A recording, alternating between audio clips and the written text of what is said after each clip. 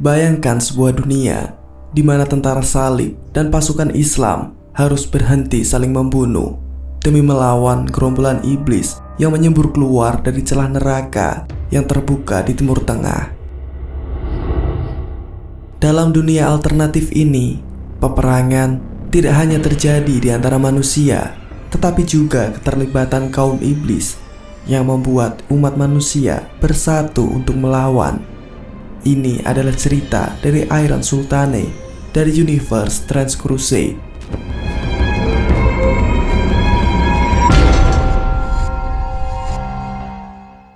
Kami ingin disclaimer terlebih dahulu bahwa cerita ini adalah karya fiksi dari Universe Trans Crusade, sebuah dunia imajinatif yang penuh dengan elemen supranatural, fantasi gelap, dan alegori sejarah. Semua tokoh, tempat, kejadian, serta fraksi di dalamnya tidak dimaksudkan untuk merepresentasikan atau menyinggung agama, ras, budaya, atau kepercayaan tertentu. Narasi ini murni untuk keperluan hiburan, eksplorasi imajinatif, dan apresiasi terhadap karya fiksi gelap yang dikembangkan oleh para kreator Trans Crusade. Jika terdapat kekurangan dalam penjelasan atau ada hal yang harus diluruskan, silahkan sampaikan pendapat Anda. Kami terbuka untuk diskusi yang membangun. Jika sudah dimengerti, mari kita lanjut ke pembahasannya. Pada tahun 1037 Masehi, di jantung Asia Tengah, bangkitlah sebuah dinasti Muslim yang kelak mengguncang dunia. Kesultanan Seljuk bermula di tanah Persia.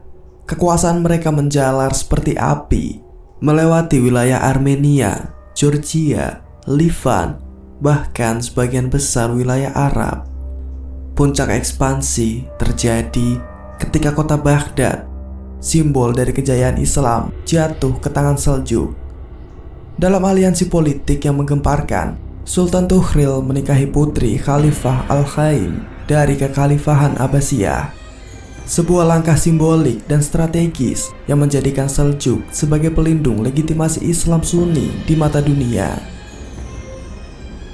Namun, keberhasilan Seljuk tak datang tanpa musuh.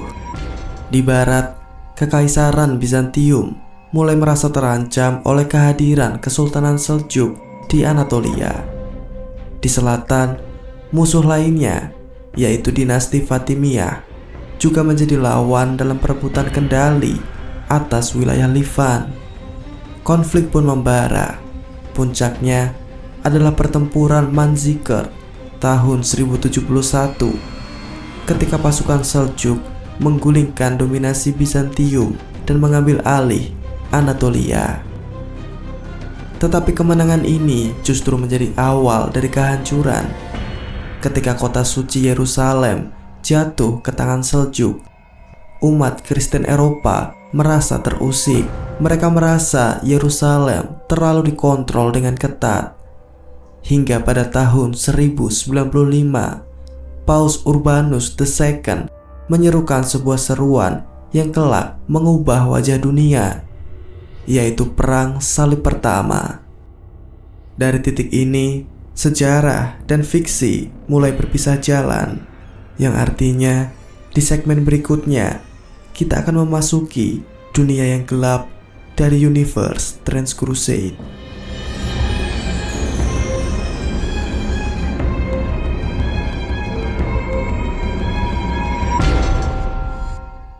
Di tahun 1099, pasukan salib merebut Yerusalem dengan darah dan besi. Namun di balik puing-puing kuil tua yang hangus oleh perang, sekelompok kesatria Templar menemukan sebuah ruang tersembunyi yang terkubur dan terlupakan oleh waktu. Apa yang terjadi di dalamnya tetap diselimuti oleh misteri. Namun sejak saat itu, sejarah menyimpang dari jalurnya. Sebuah perjanjian terlarang telah dibuat. Dengan mengorbankan prinsip-prinsip ilahi, para Templar memulai apa yang mereka sebut sebagai Act of Ultimate Heresy. Dan begitu ritual itu selesai, gerbang neraka pun terbuka di tengah kota Yerusalem. kaum iblis dari lapisan-lapisan terdalam neraka membanjiri dunia fana. Mereka tak datang untuk menawarkan persekutuan. Mereka tak melihat garis perbatasan, tak menghiraukan panji-panji. Neraka tak mencari sekutu, ia mencari kehancuran. Dan kehancuran itu pun dimulai. Kota Damaskus terbakar. Kota yang menjadi pusat kekuasaan dan kekuatan Seljuk kini berubah menjadi medan pembantaian. Di Askelon, benteng Fatimiyah yang perkasa tak lebih dari puing dan darah. Di Antioquia, pasukan salib yang baru saja bersukacita atas kemenangan mereka mendapati langit terbelah dan tanah memuntahkan makhluk-makhluk yang tak mampu dijelaskan oleh nalar manusia. Perang di antara manusia seolah membeku karena mereka kini menghadapi musuh yang jauh lebih mengerikan dari satu sama lain. Tak ada negosiasi, tak ada belas kasihan, hanya teror yang datang dari lubuk terdalam eksistensi makhluk-makhluk yang tak seharusnya menginjak dunia ini. Kiamat mulai dirasakan di Timur Tengah. Namun pada tahun 1109, di saat harapan hampir padam, keajaiban turun dari langit. Dari pegunungan Taurus di barat hingga Zagros di timur, sebuah tembok raksasa muncul dalam sekejap. Tak ada tangan manusia yang mampu membangunnya. Tembok ini adalah manifestasi mukjizat dari Yang Maha Kuasa, The Great Iron Wall of Zulkarnain. Tembok yang disebut dalam kitab suci kini berdiri nyata, menghalau badai iblis yang mengamuk di luar dan menghalau kiamat. Seruan pun dikumandangkan ke seluruh penjuru dunia, yaitu seruan untuk berhijrah ke balik tembok. Hijrah dari kehancuran menuju perlindungan ilahi. Selama beberapa dekade, jutaan orang menempuh perjalanan yang penuh darah dan penderitaan demi mencapai Iron Wall. Tak sedikit yang gugur, dan mereka yang tertangkap oleh para heretik. Tubuh mereka dijadikan bahan permainan, dinodai dengan ritual iblis. Namun pada akhirnya, ketika gerbang Iron Wall ditutup, peradaban baru pun lahir. Di bawah satu panji, satu iman, dan satu sultan, lahirlah kekuatan suci yang dikenal sebagai Iron Sultane.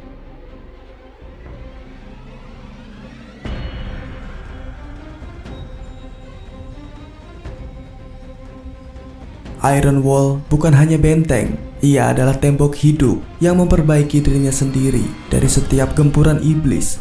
Tak bisa ditembus dan tak bisa dihancurkan. Namun kaum iblis tak pernah menyerah. Ketika mereka gagal menaklukkan umat manusia melalui kekuatan brutal, mereka mengubah cara mereka. Mereka merayap di celah tembok, menyusup dalam wujud asap dan bisikan. Mereka mencemari air, meracuni udara, dan menanam benih keputusasaan dalam hati manusia. Perang belum usai, ia hanya berubah bentuk. Melihat kenyataan itu, Iron Sultane pun memerintahkan pembangunan megastruktur defensif yang raksasa. Benteng-benteng yang dibangun itu bukan sekedar dinding batu, tetapi labirin besi, menara-menara baja, dan lapisan-lapisan pertahanan mekanis dan alkimia, hasil perpaduan sains dan doa.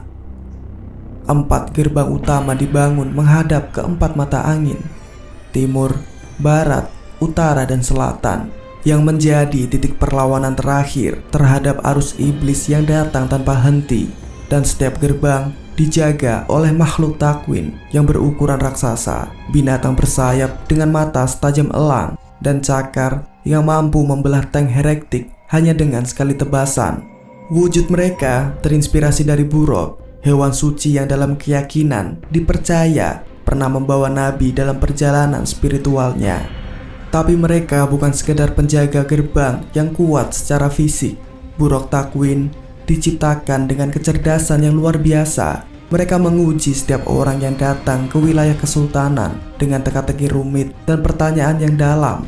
Lewat cara ini, mereka bisa membongkar identitas para penyusup dan menyingkirkan siapapun yang berniat jahat terhadap umat beriman. Namun karena kecerdasan itulah, para takwin sadar betul bahwa mereka bukan makhluk alami. Mereka tahu bahwa keberadaan mereka adalah buatan manusia, dan itu menimbulkan siksaan batin yang mendalam. Mereka diciptakan berpasangan, bukan hanya untuk bertarung bersama, tetapi juga agar mereka bisa menghibur satu sama lain lewat obrolan filosofis dan puisi yang mendalam. Itu satu-satunya cara mereka mengurangi rasa sakit eksistensial. Mereka tahu mereka bukan ciptaan Tuhan, dan karena itu mereka tahu mereka tidak mungkin diselamatkan. Di saat tak ada satupun jiwa yang lewat di gerbang, suara mereka yang dalam dan berat akan bergema di dinding-dinding batu. Saat mereka berdiskusi tentang banyak hal, atau tentang kenangan pertempuran yang mereka lalui selama berabad-abad keberadaan mereka. Namun para penjaga gerbang bukanlah satu-satunya tameng kesultanan. Di balik dinding benteng, derap sepatu baja menggema di lorong-lorong batu. Pasukan yang berdiri tegak, bahkan di hadapan kengerian dari lapisan neraka terdalam. Mereka adalah pedang-pedang Iron Sultane. Para Azeb, pasukan infanteri yang menjadi tulang punggung pertahanan House of Wisdom. Mereka bukan prajurit biasa, dilatih sejak muda dengan disiplin tinggi dan keterampilan tempur yang luar biasa.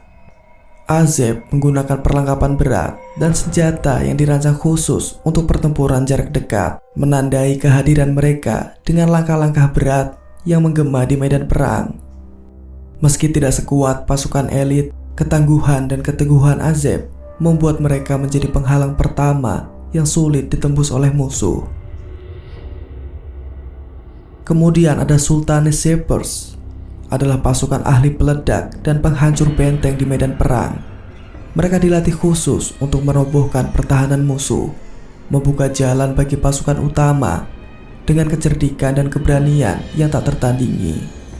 Dikenal dengan kemampuan manipulasi bahan peledak yang rumit dan penggunaan alat-alat penghancur, Sultane Shepers memainkan peran vital dalam strategi penyerangan.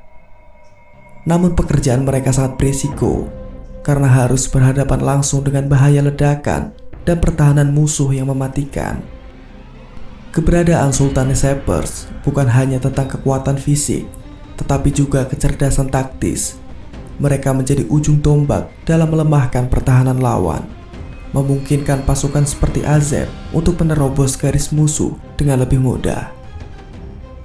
Kemudian ada Janissaries, pasukan elit yang setia langsung kepada sang sultan, simbol kekuatan dan kewibawaan Sultane. Terlatih sejak kecil dengan disiplin luar biasa, mereka menjadi benteng terakhir dan ujung tombak dalam setiap pertempuran. Mereka bukan hanya prajurit biasa. Janissaries adalah kombinasi sempurna antara kekuatan fisik, keahlian taktis, dan loyalitas tanpa batas.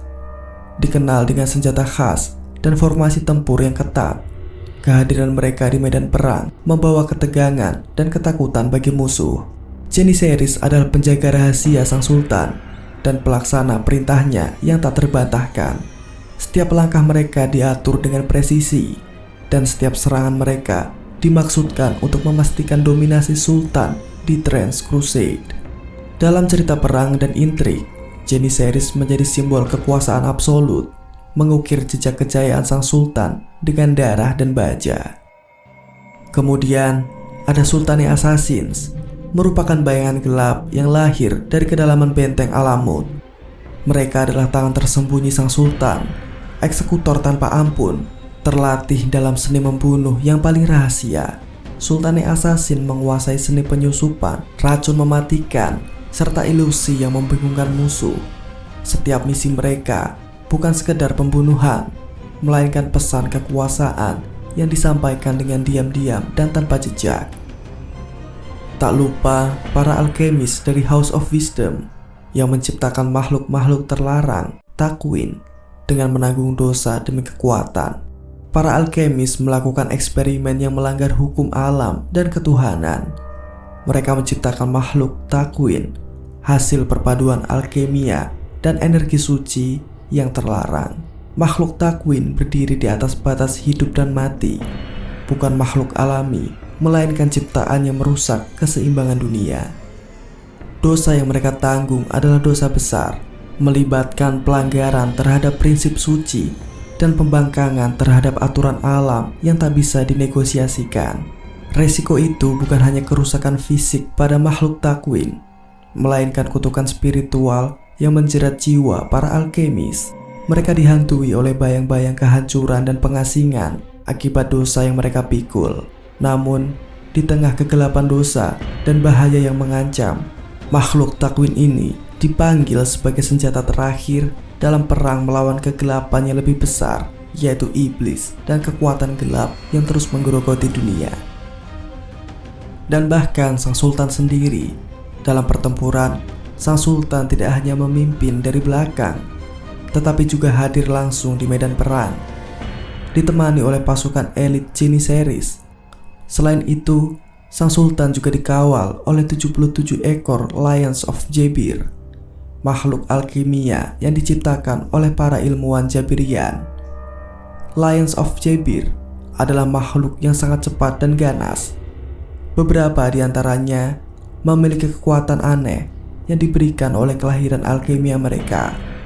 Mereka dilengkapi dengan baju zirah yang menyatu dengan daging dan dihiasi dengan segel serta simbol yang misterius yang dirancang untuk menyembunyikan cacat dalam penciptaan mereka. Kehadiran sang sultan di medan perang bersama pasukan elit dan Lions of Jabir menunjukkan komitmennya dalam memimpin langsung dan mempertahankan wilayah Sultane dari ancaman musuh. Iron Sultane bukan hanya negara, ia adalah simbol harapan umat beriman, sebuah janji bahwa sekalipun neraka membanjiri bumi, selama tembok Zulkarnain masih berdiri, cahaya Tuhan tak akan padam. Dan ketika gerbang akhir terbuka dan hari kiamat benar-benar datang, mereka yang ada di balik tembok akan menjadi benteng terakhir manusia dalam menghadapi kegelapan.